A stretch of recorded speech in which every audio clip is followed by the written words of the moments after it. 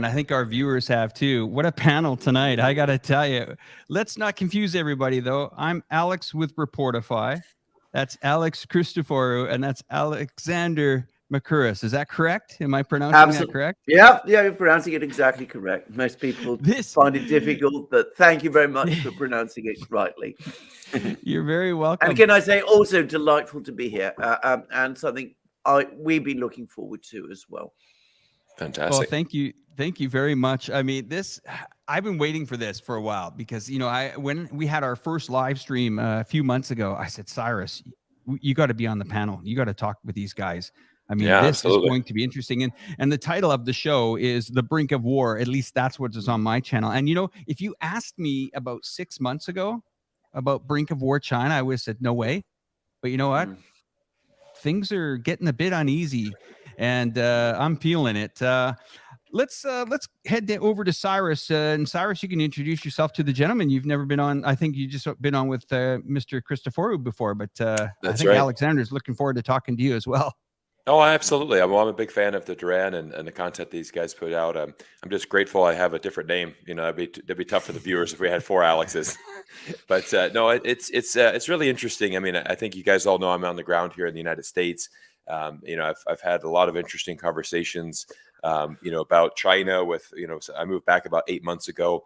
A lot of interesting conversations. It's good to be here on the ground to kind of assess what's really going on and the general sentiment, but there's a lot of tensions, and it definitely seems, Alex, in the last kind of 3 weeks or so, tensions have been ramping up even more. So I think it's going to be a good discussion tonight. I look forward to this.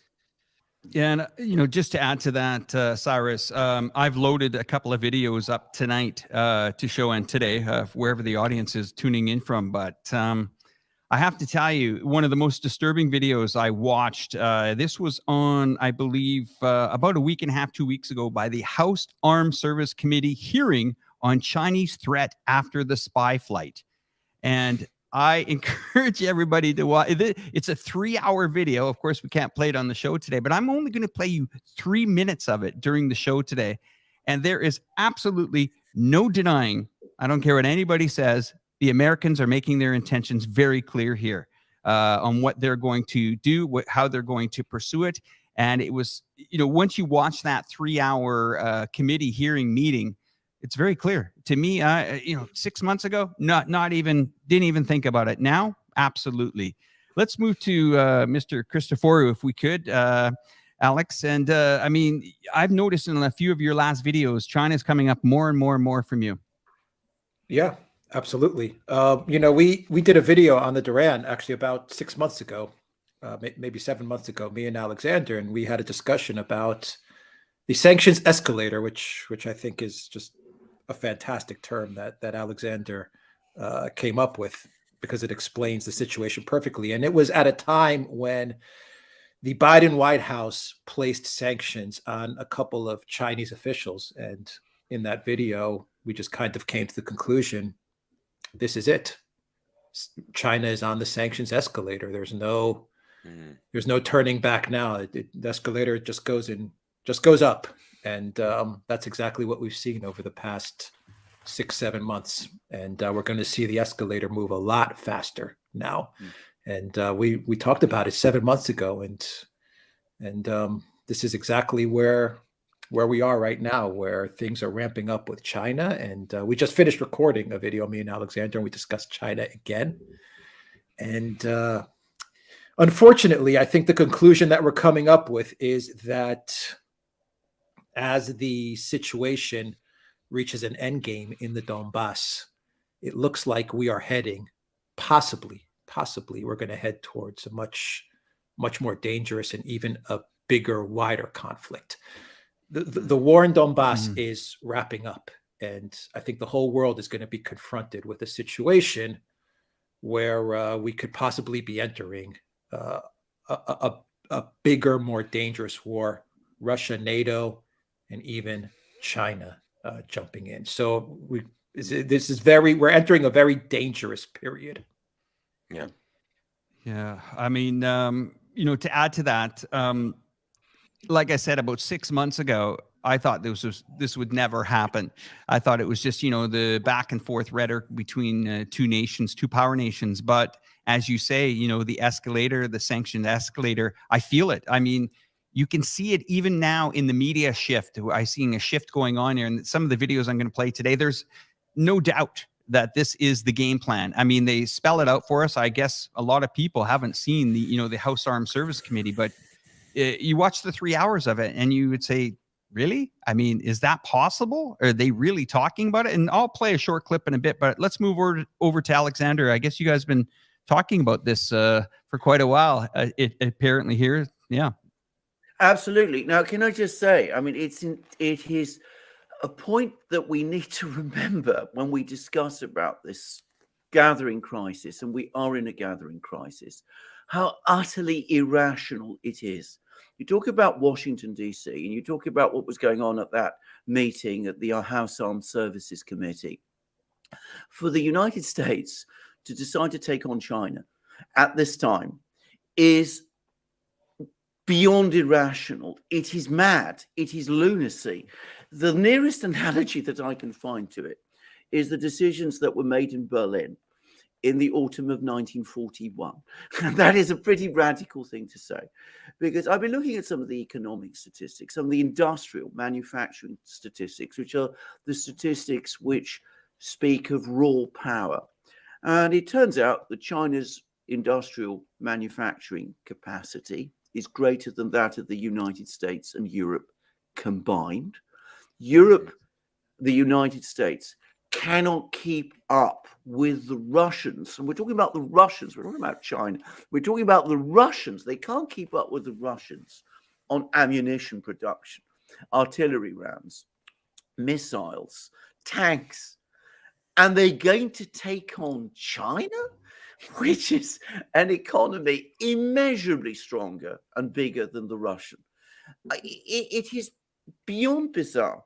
And if you're looking at this from a purely economic perspective, if you're thinking to yourself, this is going to be simply a struggle on economics, well, again, go to any shop in London or Paris or New York or San Francisco, wherever, and look at how many products are made in China.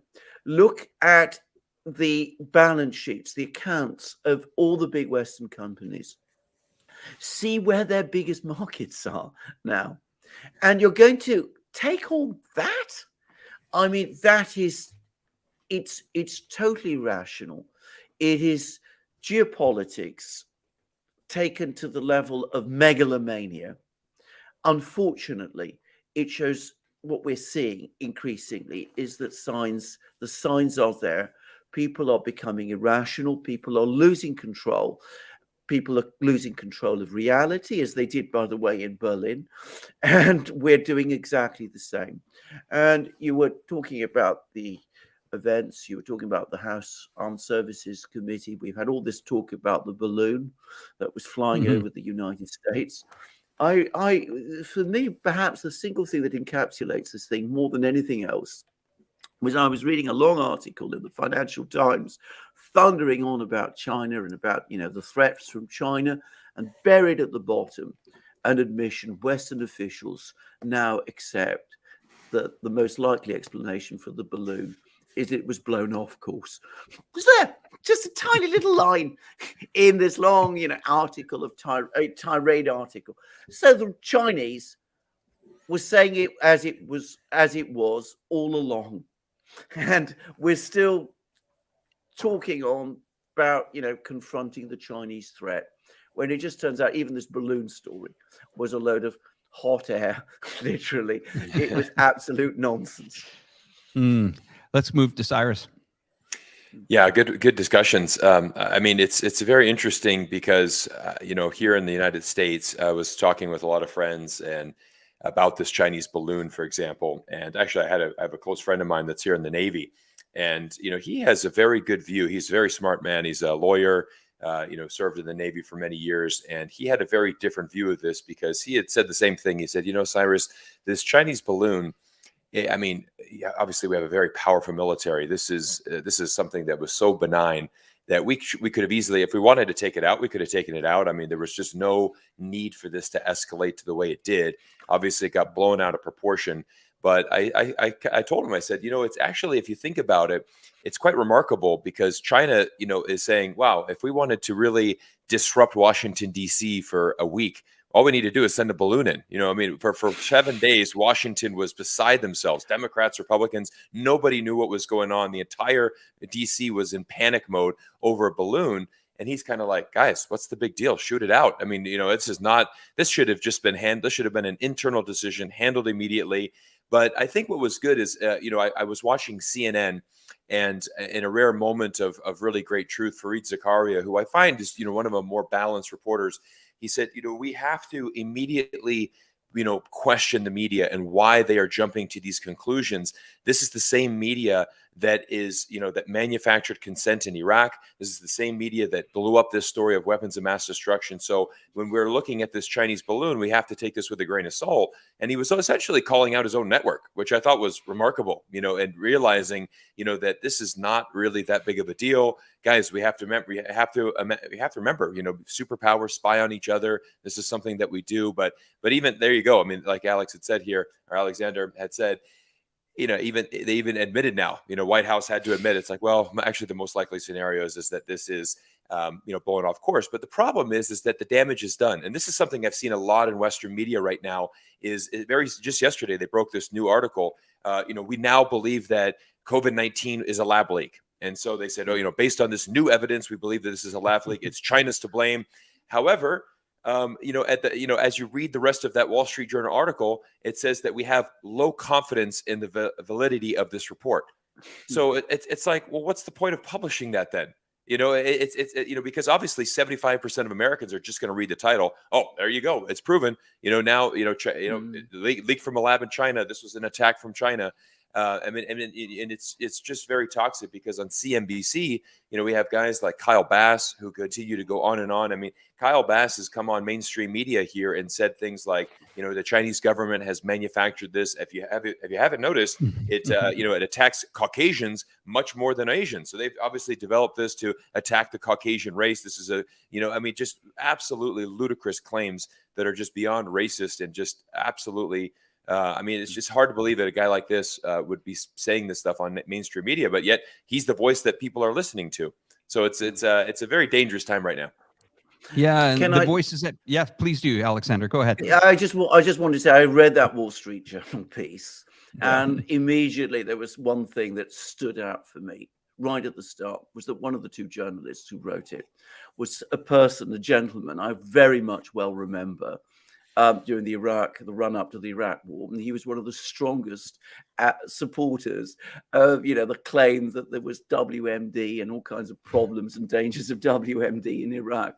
And sure enough, he turns up again, and he's telling us about the great lab leak in China. Well, as far as I'm concerned, that particular gentleman is not a credible messenger of any kind of information of this kind. That's all I want to say about that article. 100%. And for them, they come out and they attack people like us, where they say, you're not, a journalist. You know what? I don't want to be a journalist. I don't want to be what was the term I heard yesterday? Prostitute? I heard that on a from somebody going on about this news piece that I'm going to play right now, guys. This is the kind of stuff that we're seeing, the rhetoric coming out of the United States. Okay, CNBC or NBC network put this out. A reporter gets on an airplane, flies into the South China Sea, and wonders why the Chinese military, without reporting that they went in there just to see if they would get buzzed. Let's play this clip. Very, very crazy. Here we go. We're in the cockpit of a U.S. Navy P-8 Poseidon aircraft doing a surveillance flight high over the South China Sea, flying over man-made islands that China has been fortifying, but the U.S. considers unlawful. And we're not talking about rocky little outcrops. One of the islands is 700 acres. It's been described as an unsinkable aircraft carrier with a runway, radar bases, and possibly surface-to-air missiles. The militarization of these islands is one part of China's challenge to U.S. influence in the region. During the flight today, the PLA was calling from its ground station to the pilots here, warning the aircraft to leave what it considered its airspace, saying American aircraft no more approaching, you will bear full responsibility. And then the flight was intercepted by a Chinese J-11 fighter jet. It stayed about 500 feet off the left wing for over an hour. It just followed, and it was close. We could see the pilots. The encounter, in the Navy's words, was professional, but these sort of encounters are happening more often.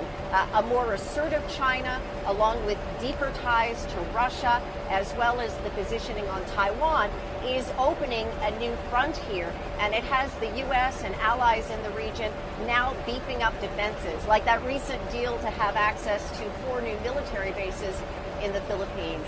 The question is, with this standoff in the South China Sea, which is still at a distance, how can it be resolved without a conflict?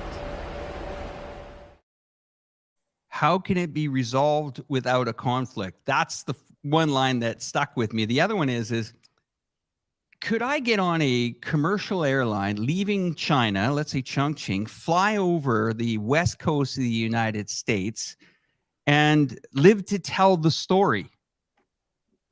Well, indeed. Can I just say, I mean, it's shocking that the Chinese are asserting themselves in the South China Sea, almost as shocking as the Persians asserting themselves in the Persian Gulf, because that's the kind of crazy logic that we are seeing. I mean, it is called the South China Sea because it is close to China. It is the major sea lane through which Chinese trade passes. It's fundamental to China's economy, or at least has been until fairly recently. It's the United States that is intruding in it. The United States is thousands of miles away. So, you send a military aircraft flying over the South China Sea in air territory that China claims. As I said, it is the South China Sea. And of course, this is, well, the Chinese send an aircraft to sort of keep an eye on you. This is a sign of aggression, and war is coming, and we have to resolve this situation militarily, even though, as I said, it's the South China Sea and it is close to China. Of course, if this was happening, as you quite rightly say, the Gulf of Mexico, close to the United States, over, say, American oil rigs or close to American oil rigs there, well, the United States would be responding very, very strongly indeed. And we all know that it would. And the Chinese, by contrast, are actually showing restraint here. Notice that they're not making massive diplomatic incidents out of these affairs, even though the US is sending its aircraft, its ships into this area all the time. Yeah, I'm a believer now. Cyrus, we've chatted about this many a times, thinking there would be, no conflict. No, I'm not there anymore. And I've switched the page completely on this one. I actually feel that this, as Alex mentioned as well, and Alexander mentioned that, this is an escalator. And I mean, the rhetoric is building. It's coming more and more and more. I mean, Alex, I noticed again, and I think was 4 or 5 out of your last videos, China keeps coming into this. I mean, what are you sensing or maybe possibly predicting what could happen here in the next few months? I mean, I can't predict what's going to happen. I hope that this doesn't escalate to a conflict. But I think she said it. I think the reporter said something along the lines of opening a new front. I mean, I've learned over the past couple of years that when I listen to the media and I listen to these officials and these anonymous sources, when they start talking about these types of escalations, it's everything's. You got to really parse through their words and try to get to the meaning of what they're trying to propagandize, what they're trying to hint at. And I think the segment that you just showed is pretty clear. This is about escalating. This is about opening up a new front in this war. I saw in the chat someone put the words Thucydides trap. That's where we are. That is where we are at this moment. It's the old hegemon that has been presented with a choice: either take part in a multipolar world and be a part of that multipolar world, or you fight it. And I think the Biden White House unfortunately, to the detriment of the people of the United States of America, to the detriment of the entire world. I think the Biden White House, along with this very small group of neocons that he has surrounded himself with, they have decided that they are going to fight it, and they're going to fight it. And what I'm worried about is they're going to fight it to the point where we're going to get to a situation where we are going to be talking about a possible nuclear escalation. I'm not saying we're going to get there. I'm not saying that's what's going to happen, but I think at the trajectory that they've placed themselves at this moment, this is where we're heading towards. And everything that you're seeing with China is exactly the same way they escalated with Russia. I would say the only difference with China now is that they're speeding things up. Russia was an 8 or 9 year escalation. Some people will say it was a 15 or 20 year escalation. China, they're condensing it to a couple of years. I mean, you could see it. It was there when Nancy Pelosi went to Taiwan. You could see it in the articles. You could see it with what we saw just now with this flight over China. You could see it in the rhetoric in the Armed Services Committee meeting, in the panic over the balloon. I mean, every day they're coming out and they're villainizing China. And my final point on the villainization on China, they're going after the people as well, just like they went after the Russian people. They're not focusing on the government anymore. They're focusing on the people. 100%. And it's going to harden the Chinese people's resolve. It's not going to weaken the Chinese government. It's going to harden their resolve to stand up to what they perceive as an attack that's incoming. Guys, let's play this clip, if you don't mind, from the House Armed Service Committee. I just want to show you guys, the types of conversation. Now, this is only going to be a 1 or 2 minute clip out of a 3-hour constant barrage against, China here. And like I said, when I was chatting with Cyrus, we've had many live streams over the last 6 months to a year. I never thought we would get to this level. And I never thought I would hear this kind of talk come out of the Americans. But let's see if we can pull this up here. And give me a second here. Let me just see if I can get it to work. We'll come back to that feed in a moment, guys. But anyway, let's move over to Cyrus. Go ahead. Yeah, Alex, I wanted to continue what Alex just had said here is the fact that we've moved away from the government. And this is one of my biggest criticisms right now, because I've seen this in many of these anti-China YouTubers. I've seen this in many of the media where, again, people are saying, well, we're just criticizing the Chinese government. That's what we're trying to do. And, and I've always said, you want to criticize the Chinese government, that's fine. You can certainly have criticism towards them. You can voice your opinion on that. But the issue is that we've taken it to a new level where we have gone well beyond that. And this was I made a video about this because this was so toxic where, Kyle Bass, once again, he's a hedge fund manager, but yet he's, given the spotlight on CNBC often. And the reporter, it was interesting, the TV anchor opened the segment saying, there's one thing we need to make sure that we differentiate, because I've been to China, the country's beautiful, the people are great, the culture is amazing. We need to make sure that we differentiate this. Isn't that correct? And he immediately, the first thing he said out of his mouth was, I don't think we can make that distinction anymore, because what you need to realize is that 1.4 billion people in China, they are essentially, they were all spy for the Chinese government. If the Chinese government comes knocking on their door, they're going to spy for them. That's how it goes in China. So we basically need to assume that everybody that's Chinese, is a potential spy here in this country. And that is just so anti-American to where we are right now. Let me double down on that. Now, what's happening in the state of Texas and many other states is they're proposing a new law where no Chinese national can buy any property. And this is including green card holders. This is including students that are on a visa, anything like that. And the amazing thing is that I posted this and I said, wow, this is literally the Chinese Exclusion Act 2.0 here in 2023. It's really hard to imagine that this is where we are right now. And I had some people respond, well, there's nothing wrong with this. Cyrus, you lived in Vancouver, Canada. Vancouver, Canada also did the same thing with foreigners. I said, no, there's two different things. Number one, in Canada, they introduced a foreign buyer's tax to kind of cool down the market. Basically, you got a 15% tax if you wanted to buy a piece of property. Now, that applied to all foreigners, though. I'm an American citizen, so if I wanted to buy a house in Canada, I would get penalized. This is a single exclusion against a specific type of race. If you are anybody, any other foreigner, can buy a piece of property, it's specifically calling out Chinese. Now, I had a phone call with some of my Patreon supporters this week, and one of them joined, and he said, "Look, I've been here in the United States for 11 years. I'm almost getting my green card, but I'm here in Austin, Texas, and there's a chance that this passes. Like, what future do I have here? I have no pathway. I'm still 5 years away from becoming a U.S. citizen, but I just feel so." He's been an engineer. He's been contributing to the Texas economy for a better part of a decade.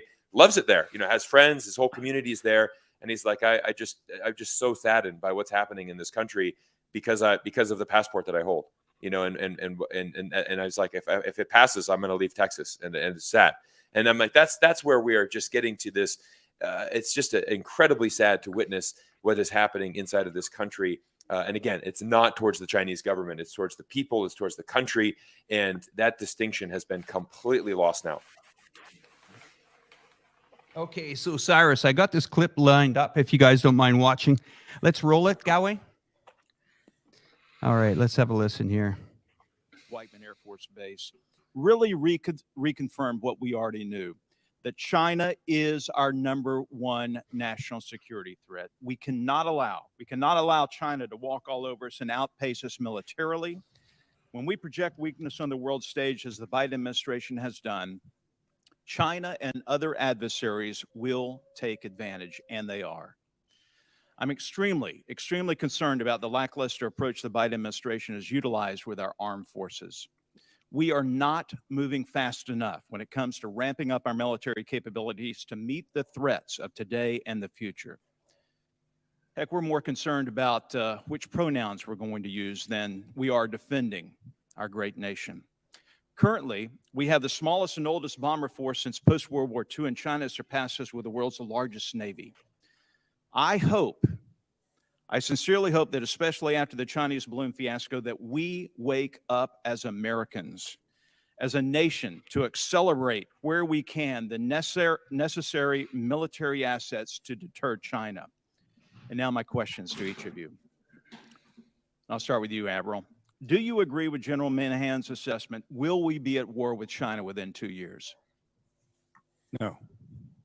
Why not? As I've said before, I'm less concerned about a date certain than I am of the readiness of the force to respond to any contingency that arises anytime. So when I was in uniform, I said that the decade of the 2020s is the decade of danger. General Minahan said 2025. I'm not sure what he based that on. However, he's privy to current intelligence that I'm not. So, it behooves us to consider that. Admiral Davidson said 2027, and I fall back to the 2020s as the decade of danger. Okay, so 2 years, 4 years, 5 years, 7 years. Are we ready? Well, that's the question. I mean, I think we are. I think we can respond today to any threat from today's PLA, the People's Liberation Army. If we don't continue to invest and innovate, then in 5, 6, 7, 8 years, pick a time frame, we might not be able to compete levelly with the joint force across all domains, and that's the concern. Dr. Sisson, what should we do now to effectively deter China from invading Taiwan? I think the good news is that our strategy of deterrence is in good standing and is working well. I think we should remember that, and we should do things to reinforce it. Again, we need to reaffirm for both sides our adherence to the One China policy. We need to coordinate and collaborate with Taiwan on their defense concept and getting them to be as prickly of a porcupine as they can be and ready to be prepared and resilient in the event the worst happens. And then internally here in the United States, I think we need to do some planning. We need to have coordinated across the interagency any number of options that we could use to respond quickly and effectively if we saw indications and warnings that we were concerned about emanating from the PLA. So there you guys go. I mean, that says it right there. Well, I'll just absolutely kill not. this, one sec, guys. I'm just going to kill the audio feed. One sec.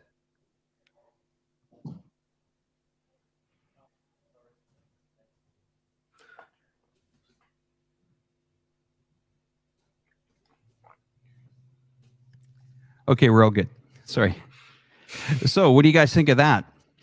Well, I mean, as I said, completely irrational, completely detached from reality. And you wouldn't have thought that these people are representatives of the country that spends more on weapons, more on its defense than the 9 countries that come after it, including China, put together. I mean, the United States massively outspends China, massively outspends Russia, massively outspends so many countries on defense. And yet, of course, the demand is that they spend even more on defense to deter a threat from China, which, by the way, notice not a single one of these people has been able to provide a precise explanation of. I mean, what is China supposed to be threatening? I mean, are they threatening the continental United States? Are they seeking to conquer the continental United States? What is this threat from China that these people are discussing? A threat to Taiwan? Well, the Taiwan situation has been relatively stable for many, many years. It's the United States, again, that is destabilizing the situation in Taiwan, because they talk about a one China policy, but at the same time, simultaneously, they talk about making Taiwan a prickly porcupine, by which they mean they're going to ramp up arms sales to Taiwan. It is they who are changing the status quo in Taiwan, not China. So, as I said, they're talking about increasing military spending from its already hyperinflated, utterly bloated levels to counter a threat that they don't define, that they don't explain. They don't tell us what exactly it is that this Chinese threat is that they're supposed to be deterring. Yeah, Cyrus. I want to. Yeah. So the interesting thing, one of the interesting questions in that clip was, what was the intelligence that General Minihan had, that gave him this 2025 date, and the other person said, well, I don't know. I mean, he's currently in the service. Maybe he has access to intelligence that we don't have. So it'd be interesting to see what that is. Well, he said it's my gut. It's my gut feeling. So here we have a U.S. Air Force general who basically is just like, in my gut, I feel like we're going to just go ahead and go to war. So now we're making strategic foreign policy decisions based on one guy's gut feeling. I mean, there's, where is the rational thinking in this? And the interesting thing is if you look at the timing of this, we were very close to closing the budget and getting ready and closing the end of that fiscal year budget for the military spending. So basically, a week before that budget closes and we have to submit it to Congress, he comes out with this statement. I think we're going to war by 2025. Oh, is this based on new intelligence? No, it's just my gut feeling. I think we're ready to go to war. You know what? We should probably allocate more money to the military. You're right. Let's go ahead and increase this budget. Done. All right. Oh, yeah. By the way, that closed in 7 days. Okay, great. We got the new budget increase. We got what it is. This is one thing that, I've talked to a lot of people here in America. I said, everyone's like, everyone likes to talk politics. Are you Republican? Are you Democrat? I said, to be honest, it really doesn't matter because these are not who's running the country. This country is run by the military-industrial complex. It doesn't matter if you're Republican. It doesn't matter if you're Republican or Democrat, right? It's the military-industrial complex that runs the United States of America. Same thing with this 100%. balloon threat, right? You look at as soon as this balloon threat was going on, Raytheon stocks, all of these defense stocks, were just having a nice little bump, up 4 or 5% each day, a nice little climbing there. You look at the last 5 years, how these defense stocks have, appreciated a tremendous amount of value. I mean, there is just so, I really, this is my main point. The United States government has the ability to either ramp up or cool down the tensions. It's in our, we can do what we want. We could easily cool the tensions down in the Taiwan Strait with smart policies, with, diplomatic thinking, and really adhering to a policy that we have had since 1979. But the problem is that right now the GOP is coming out, and you have very extreme GOP members saying, you know what, it's time to go ahead and move away from strategic ambiguity. We need to move to strategic clarity. We need to officially declare Taiwan as a country, and let's just go ahead and take on China. And oh, by the way, it's China's ramping up tensions. Well, what did you just say? I mean, it's all, the ball is in our court to, either ramp this up or cool it down. And as we can see, we are just putting on that furnace. I mean, we are trying to get this as hot as possible. And as you say, I'm going to go to Alex Christoforou after I play this clip, because this clip says it's aged really well. This is 2016, 2017, Lindsey Graham, John McCain on location in Ukraine. Your fight is our fight. Ваша боротьба – це наша боротьба. 2017 will be the year of offense. Рік 2017 рік буде ріком нападу. All of us will go back to Washington and we will push the case against Russia. Ми всі повернемося до Вашингтону і ми будемо відстоювати санкції проти Росії. Enough of a Russian aggression. Досить вже російської агресії. It is time for them to pay a heavier price. Час вже, щоб вони заплатили важчу ціну. I believe you will win. I am convinced you will win, and we will do everything we can to provide you with what you need to win. Я вірю в те, що ви виграєте, переможете. Я переконаний в тому, що ви переможете, і ми вам допоможемо всіма можливими засобами. Це те саме гільзи.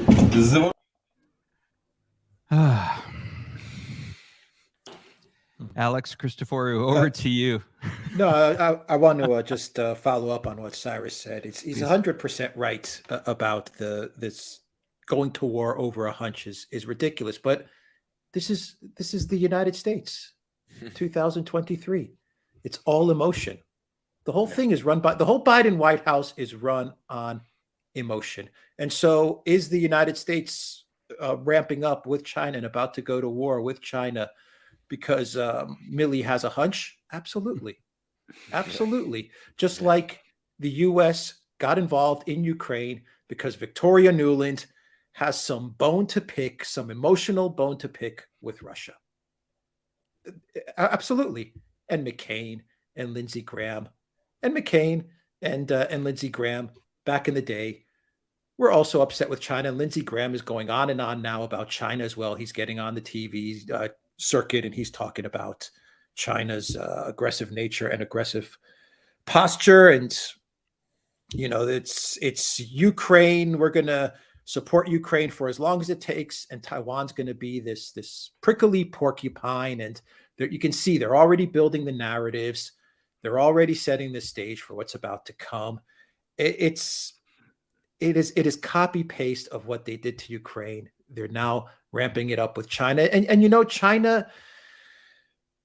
China is a perfect villain for them, just like Russia is a perfect villain. It's not going to be hard to convince a lot of the collective West that China is evil, just like it wasn't hard to convince a lot of the collective West that Russia is evil and that Putin is the evil dictator.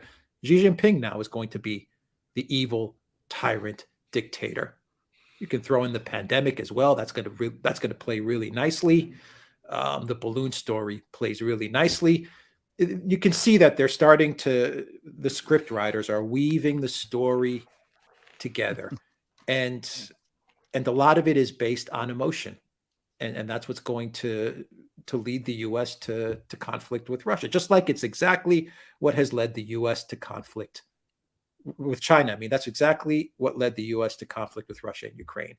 This emotion, this ideology, it's this neocon ideology, and it's all about emotion and hunches and feelings. And this is the U.S. 2023. It's all about feelings. China and Russia are not operating like that. They don't operate like that. And that's the difference. There was one clip in that. There was one thing that I did like is that I like being said is it said the United States government is more concerned with the right gender pronouns right now. I mean, that is where we're at right now. So I thought that was actually a good point. But watching that whole thing, Cyrus, I watched 3 hours for it of it. that clip was not me just, picking out the most intense point. That was just some general chat that went on for 3 hours, and then China comes up with this 12-point Ukraine crisis, kind of like a peace plan or something. I was reading it over just earlier here, but it's interesting because if you look at the Minsk agreement, I mean, that was signed. No one really honored it. I mean, it asked for, withdrawal of troops. It asked to give actually Ukraine time to turn on the electricity, turn on the water. It mentions it here. It even talks about, the Ukraine government that cut off the pensions to the eastern part of the country back in 2014. It says reinstating taxation, utilities, timely payments. I mean, and now we fast forward, and the Zelensky government, I'm using your pronoun for him, Alex. He's saying, well, no, we want full territory. Well, I mean, your country signed this agreement in 2015. And I'm quite surprised. I mean, there's names on here that, will back it up. And, the way I'm looking at this now is that it doesn't matter what you come to an agreement with the Americans, they'll just change it later. Oh, well, let's think about, moving to another territory later. And I think that that's why I'm really feeling here. And I wanted to play that clip for you too, Cyrus. When we've had this discussion about this Russia, Ukraine, a lot of people say, well, Russia invaded in February. No, they were introduced or brought into this, to my understanding, in 2014-15. They were dragged into this. And people keep going back and they say, no, it's, the Americans in the press, it's 2022, February, that's where it all started. Well, no, it didn't. I mean, it's right here. It's 2015. It's in the Minsk agreement. It's right there. And let's ramp in a couple $100 billion more to keep the party going. And there's no difference in what's happening here in China than what could happen in Canada back in the early 90s when we had a referendum in Quebec. And imagine the Americans bringing over, sending up Nancy Pelosi and the game into Quebec saying, hey, we're going to finance you, Quebec, to, so you can have some independence. And while we're at that, we'll bankroll it and we'll put missiles on your territory. And who cares what the federal government thinks about it? I mean, that's very real. To me, anyway. I just wanted to quickly say about the Minsk agreement. I think many people don't understand is that after it was signed and agreed, it was put to the United Nations Security Council. And the United States and Britain and France all voted for it, making it, in effect, part of international law. So it is actually not just the internal agreement between the warring parties in Ukraine. It is actually a part of international law. Now, Ukraine, of course, never implemented the Minsk agreement. It had no intention of ever implementing the Minsk agreement. And the United States, it's now fairly well established, was basically encouraging Ukraine not to implement the Minsk agreement, even though, as I said, at the Security Council, the United States voted for the Minsk agreement. And of course, the United States, Britain, France, Germany, the European Union, they all then sanctioned Russia on the grounds that it was Russia that was not implementing the Minsk agreement. And of course, if you read the Minsk agreement doesn't say anything that the Russians are required to do until all of the other steps that are set out there, the ones that you were talking about, pulling back artillery, switching on the electricity supply, providing pensions, agreeing autonomy for Donbass, all of those things. Only agreeing a new constitution, new elections. Only then, at the very end of that process, were the Russians required to transfer to Ukraine the newly reconstituted Ukraine that would have followed control of its border. So all of this was just turned around. Now, of course, that has been disastrous in terms of international relations because the Americans sabotaged the Minsk agreement. The Ukrainians have bragged about the fact that they were never going to implement the Minsk agreement. The Germans and the French, Angela Merkel and Francois Hollande, both basically said that they knew what Ukraine was doing and they weren't going to obstruct that. They realized that Ukraine wasn't implementing the Minsk agreement and was becoming stronger, and they were fine with that. So they were playing a duplicitous game. And of course, the Russians see that. They say, how can we trust these people ever again? And the Chinese are seeing exactly the same thing happen over Taiwan. The United States talks about the one China policy over Taiwan, even as it systematically dismantles it and works towards recognizing Taiwan as an independent country. Once you have the kind of situation, which will never happen, by the way, where Taiwan is so strong that supposedly it can deter China from any kind of armed attack on China, from China. You know, I'm not suggesting that the Chinese are planning an armed attack on Taiwan.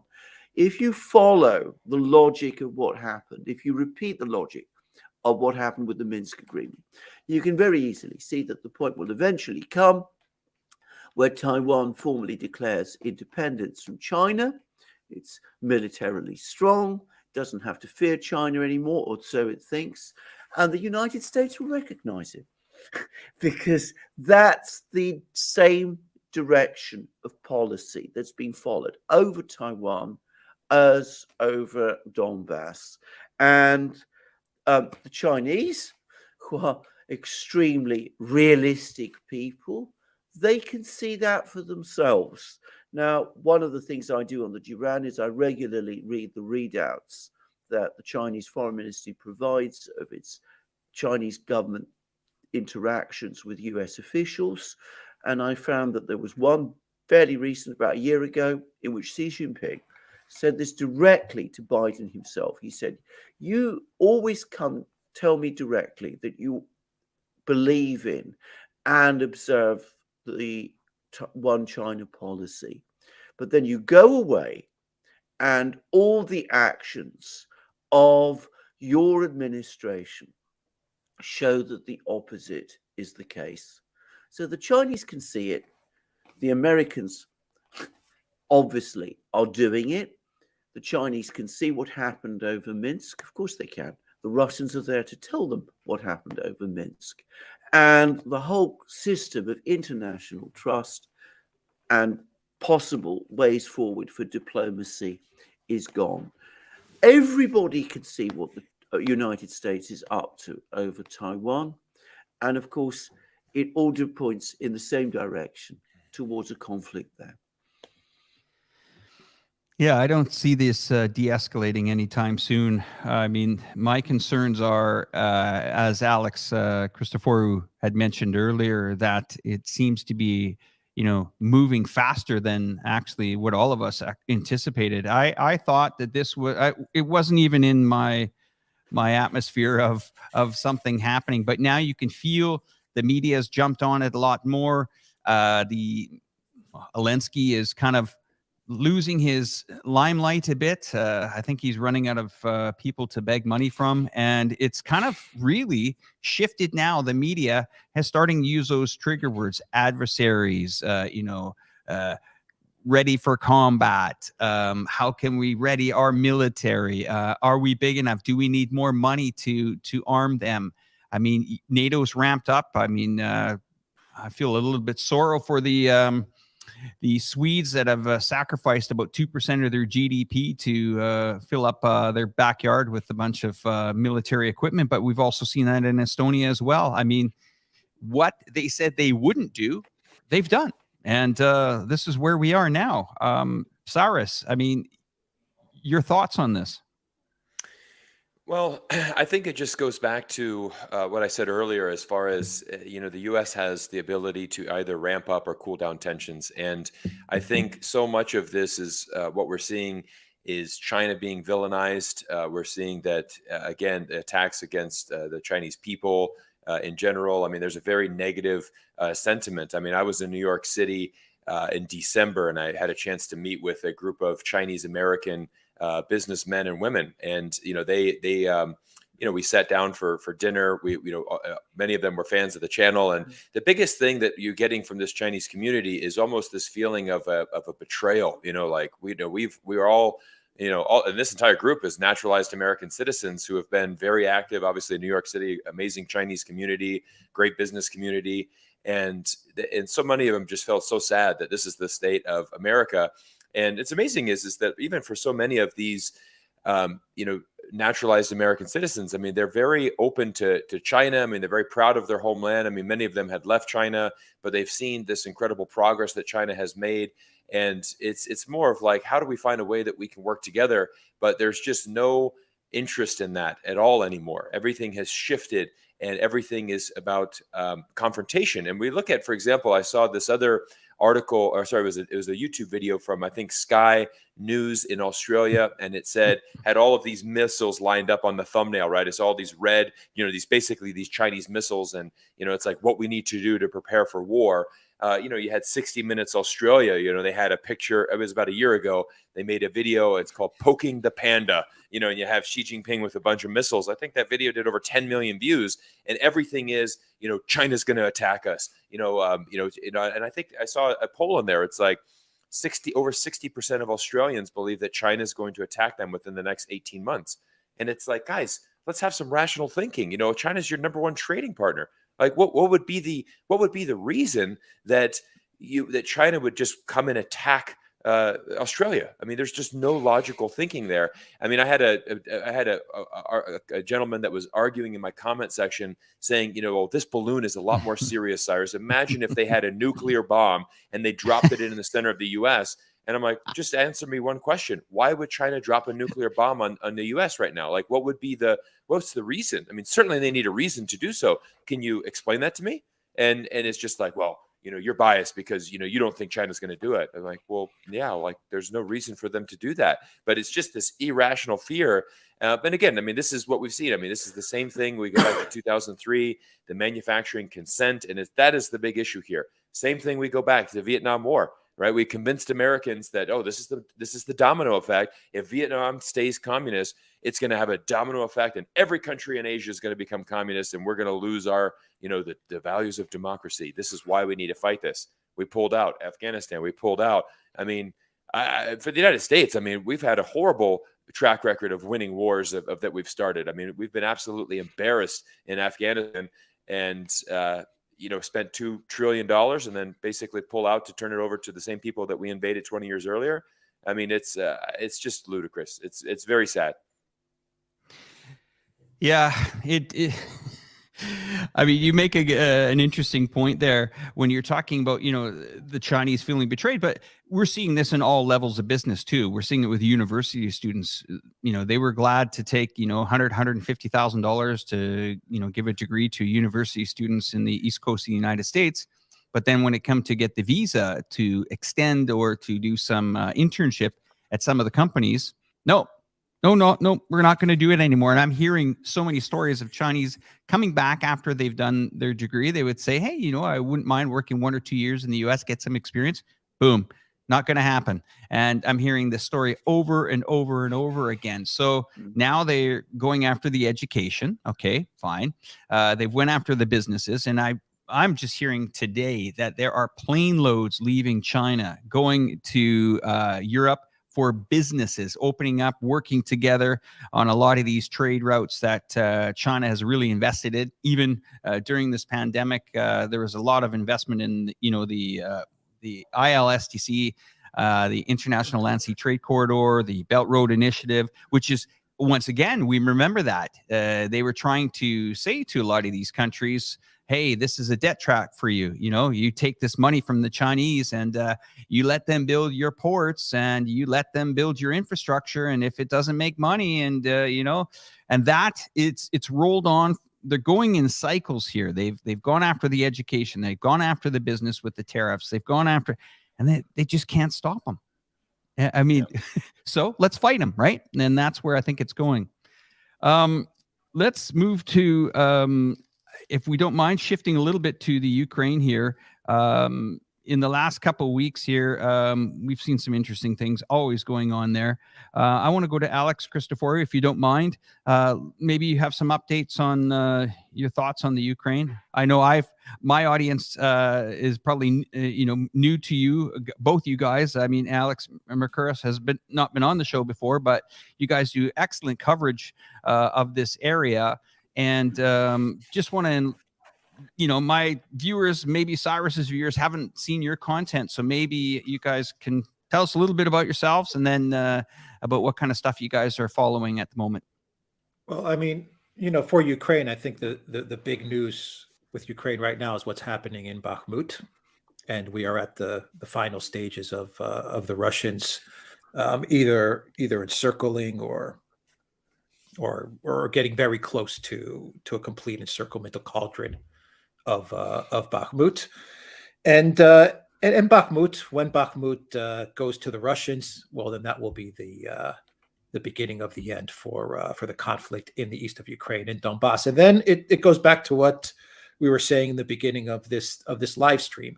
When the conflict in Donbass comes to a conclusion, we're going to be presented with an interesting scenario, which is going to be either the collective West, either the United States tells the regime in Ukraine that they have to find a peaceful solution, that they need to negotiate a ceasefire that will be on Russia's terms for the most part, or we're going to enter a stage to this conflict where we are going to be looking at not just a NATO proxy war against Russia, but some sort of NATO war with Russia. And the big news about Ukraine, which is weaved into the battle in Bakhmut coming to a conclusion, is the China narrative, which has now been interestingly built into the conflict in Ukraine, which is just about a week and a half old. This China getting involved in Ukraine by providing ammo or weapons to Russia, which is really specifically they're worried about drones. That's what this is really all about. China providing drones to Russia. This has come about just in the past week and a half. This wasn't really being talked about, and so all of a sudden we've got this new player in this conflict, and that is China, and that's by no accident. This has been engineered to bring China into this conflict. That's the worrying part about all of this. The media, the deep state, the neocons, they want to bring China into this because their goal has always been Russia and China. This is how they view the world, as this big chessboard, and the neocons believe that we need to take out Russia and then we can get to China. Russia's been a big problem for them. They didn't get the regime change. Things are not going well in Ukraine, and so we're seeing the pivot in a way. Maybe we're seeing the speeding up of the China part, and that's what's happening. 2-3 weeks ago, no one was talking about China weapons to Russia. All of a sudden, everyone is freaking out about China providing weapons to Russia. And those weapons that China provides to Russia, it's not going to make the difference. Russia is winning the conflict in Donbass. Russia hasn't really gone to China and said, please give us ammo, or please give us... That's not what's happening.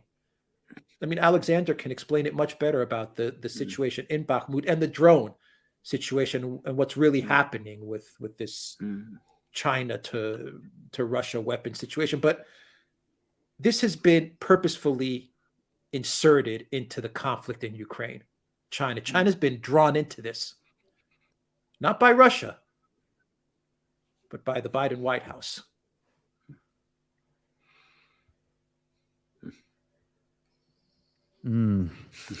Alexander.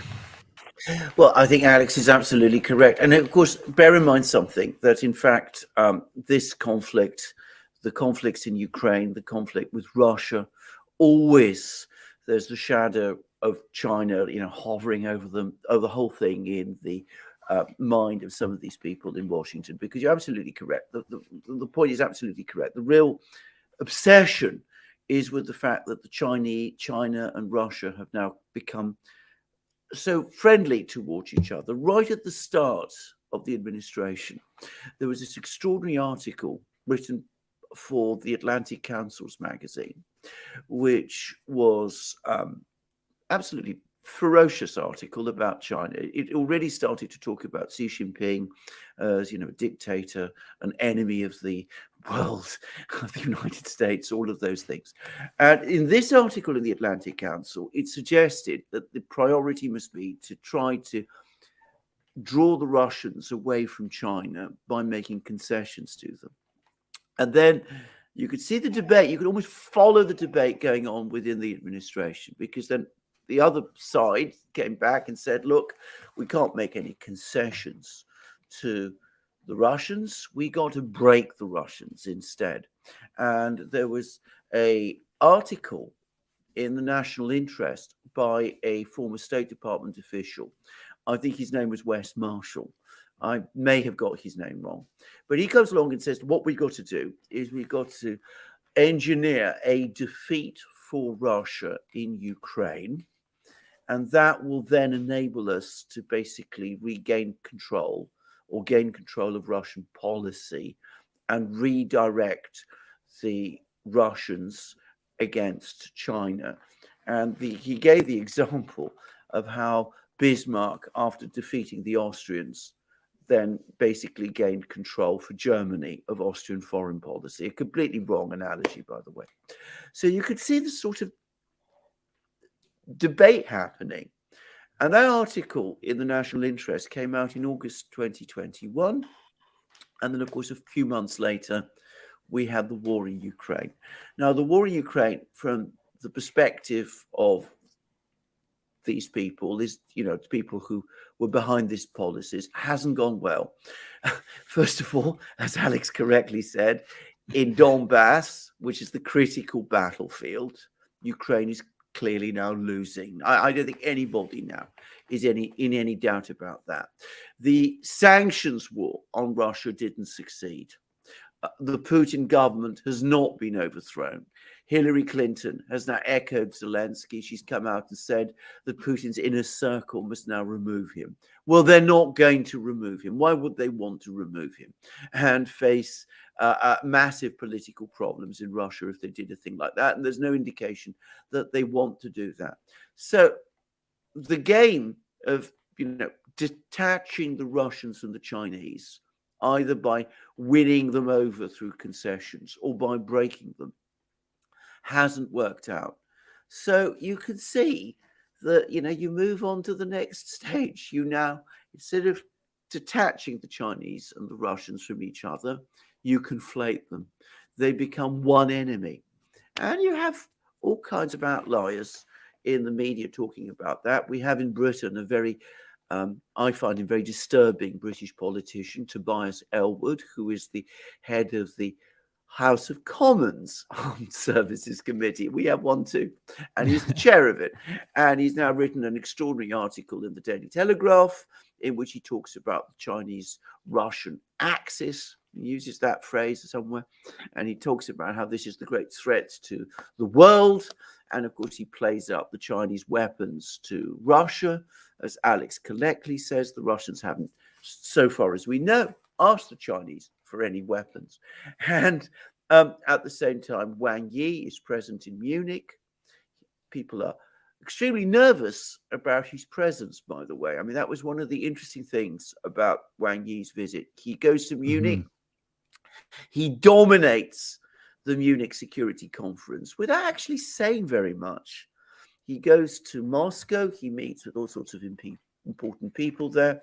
He publishes China publishes a whole series of position statements, including a very interesting one, by the way, about US foreign policy. And suddenly, everybody's talking about China. It's talking about China together with Ukraine. I think the Ukraine crisis ultimately was always about China. And I think the Chinese understand that.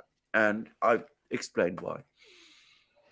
Well, thank you for that, Alexander. And I think in the near future, I'm going to invite you guys over to China. We have a roundtable all together That would be Fun. absolutely amazing. You got to pick the city. Go ahead, Cyrus. Oh no, I said that'd be fantastic. It'd be I just want really good.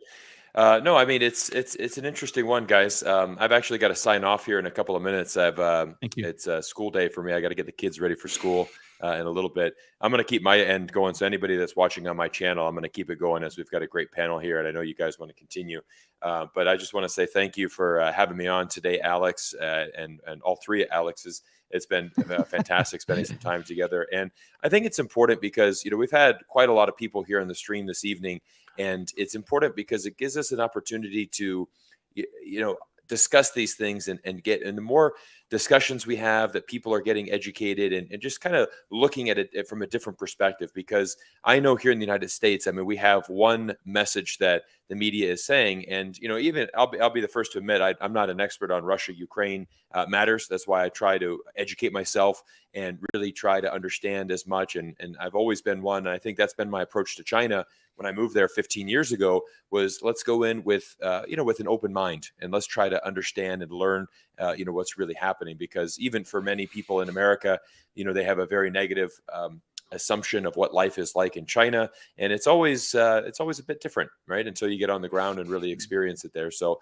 I appreciate all the work that you guys are doing, here on YouTube. We'll continue to watch, and so guys, thank you so much for having me on this morning. Thank you very much, Cyrus. And we'll say goodbye to you, and we'll stay on the panel for a couple more minutes. Thanks, Alex, I Cyrus. don't Take think your care. mic is on, Yeah. or maybe- Oh, isn't it? There Can you you are. guys hear There me? you are. Yeah. There you Okay. go. Take it easy, Cyrus. All Take right, care. Have guys, a nice thank you. day. Bye-bye. All right. Bye. So I wanted to point out something that Alex Christoforou mentioned in his video. I think it was either yesterday or today. It's a gentleman by the name of Mike Jones. He's a really nice guy, and he's been put in the old YouTube, I guess we call it jail, right, guys?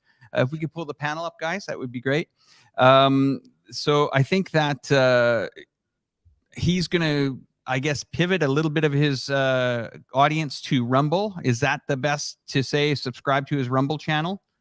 Would that be where he's at? From what I understand, he has Rumble and Odyssey. I'm not sure if he has a locals or not. I think he does, but Okay. I would say Rumble and Odyssey is where you can find him. Yeah, super nice guy, and no one likes to be going through that, especially when you take years building audiences and stuff like that. It's it's something that the viewers might not think is a big deal, but I'm sure going through something like that, you spend days and days and days and years even building this audience, and then all of a sudden, with a click of a switch, you can't contact your audience. Guys, I'm going to round it up and round it off here and finish the show up, but I want to ask you guys, both you guys here, one more time. I mean, we are seeing an escalation here in China, of course. I feel it. I can see it in the media. Do you think that there's going to be anything that China can do to avoid something like this? With the Americans, do you think they're just set for it and it's game set, ready to go? You got any thoughts on that? I think the Chinese can do a great deal. I think that they're a very, very powerful country, and I think they're becoming more powerful. And I think one of the most interesting facts about the Munich Security Conference and Wang Yi's tours of the Munich Security Conference is how extremely nervous, I would actually go further, I'd say frightened, the Europeans are now becoming, because, of course, they've hitched themselves to this neocon chariot with Ukraine. Ukraine is going horribly wrong. There's now rumors that Macron and Scholz are talking about giving some kind of ultimatum to Zelensky to try to get him to go for peace talks. And apparently they're now saying that we ought to do this by autumn and all of that. And of course, that's gone wrong. The very last thing these people want is to take on China as well. I mean, United States might have some issue with China because, of course, for the United States, China is the country whose economy has, in industrial terms, far surpassed that of the United States itself. In GDP terms, inevitably, eventually, before very long, it will surpass it too. And of course, the United States sees some kind of great competitor. Many Europeans have issues with Russia because, of course, Russia is, the big power in the neighborhood, and people have got long histories with it. So a lot of Europeans are, particularly nervous about Russia. But the Europeans fundamentally have no quarrel with China at all. I mean, it's not part of their neighborhood, and it's not a direct rival to them. So why should they be afraid of the Chinese? What quarrel do they have with China? So they sense that they've already been pulled into one neocon adventure in Ukraine that's turned out wrong, and that's bad for them. And why should they now be pulled along with another much more dangerous adventure against a far more powerful country, which is China, when it's not in their interests and they have no real interest in this quarrel? And that is the point that Wang Yi was basically making to them in Munich. Now, he was having all of these different meetings with European leaders, and you can see how Wang Yi works. And it's very different, by the way, from the way the Russians work. He's much more polite, subtle, but he's pointing out to the Europeans, look, what you're doing doesn't make sense. It doesn't make sense for you. Get off this ride that you've got yourself onto and start acting independently in your own interests. And I think that as this threatening situation grows, as the storm clouds gather, the Chinese will be saying that more and more. And I think there are lots of Europeans who will listen. I have a point that I would like to make as well, is that, a lot of people underestimate the Chinese military. They think, well, they're not spending as much money as the US have. But I mean, this military has been building for the last 3 or 4 decades. They haven't put a lot of their, or used a lot of their military assets, or lost them in action in 20 to 30 years. So stockpiling, and never really having to actually use them. That is one thing. And I think another thing, and this is going to go to, again, to Alex Christoforou again, where people say, well, I think Russia didn't expect a lot of people, they expected, they keep saying they didn't expect the Ukraine would push them back when they were upset that they didn't take over Kiev in 3 days.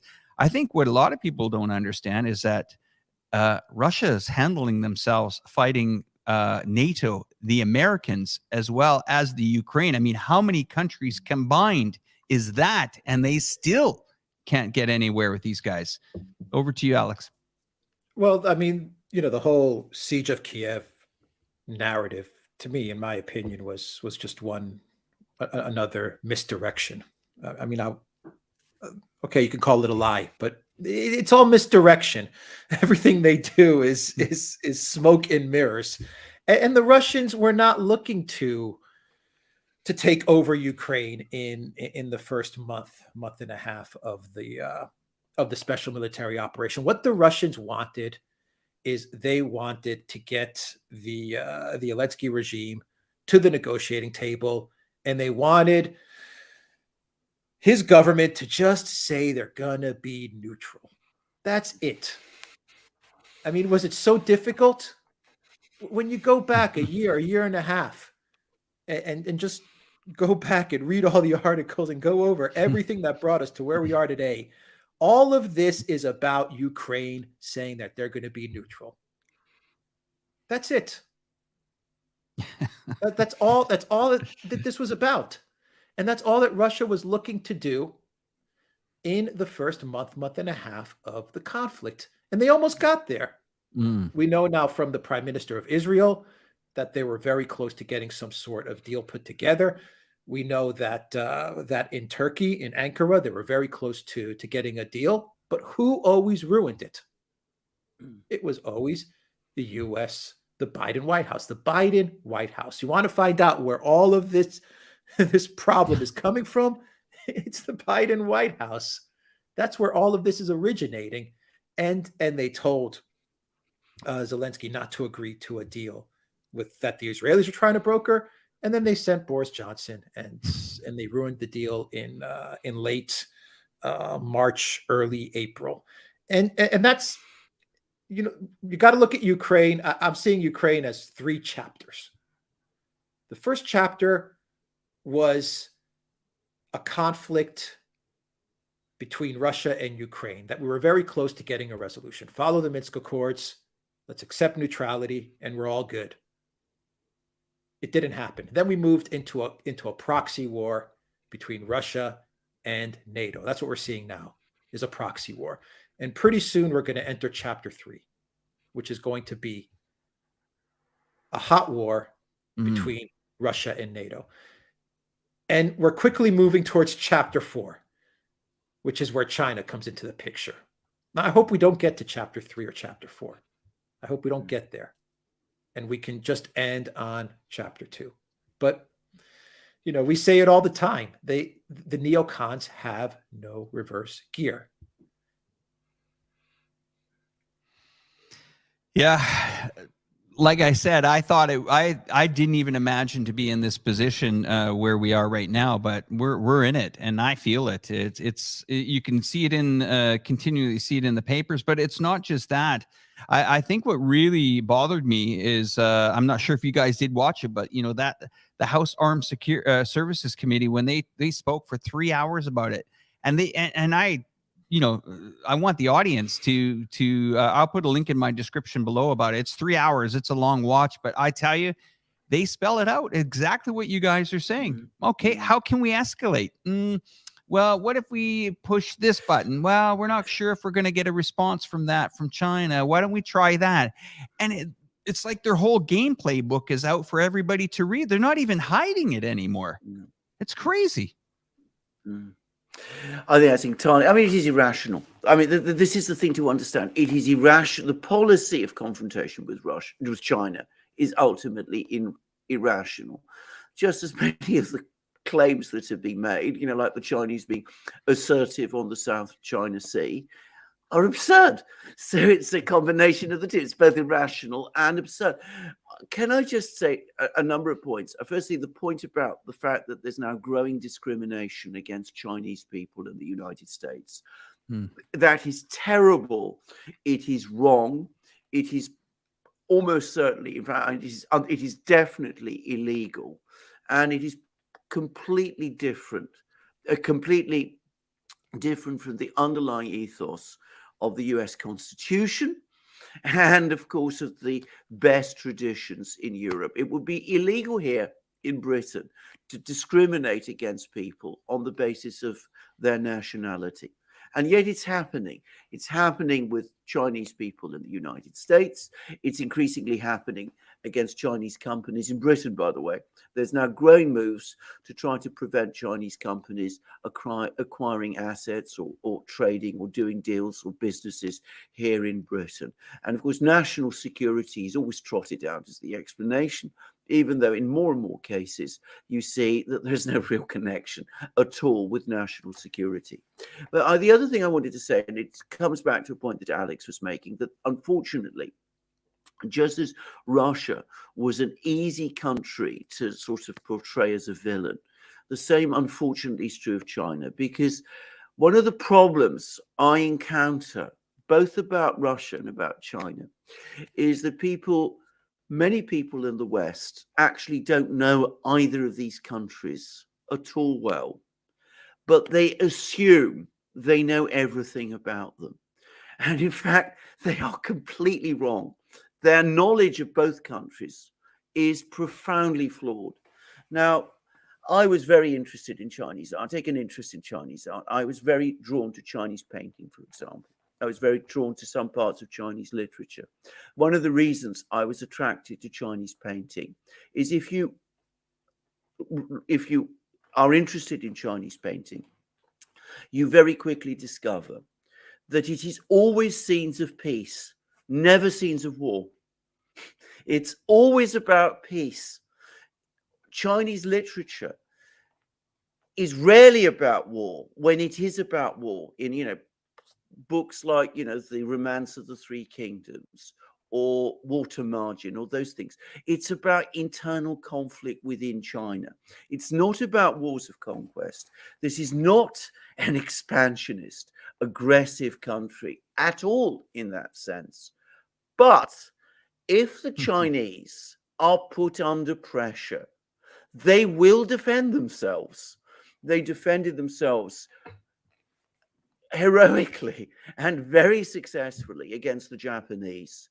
And it's important to say that in that conflict, that long conflict with the Japanese, China was in a much weaker position relative to Japan than China is relative to the United States today. In fact, it's entirely if you look at the underlying issues, the military ones, the industrial capacity, we've seen how important industry, manufacturing, technology is to war.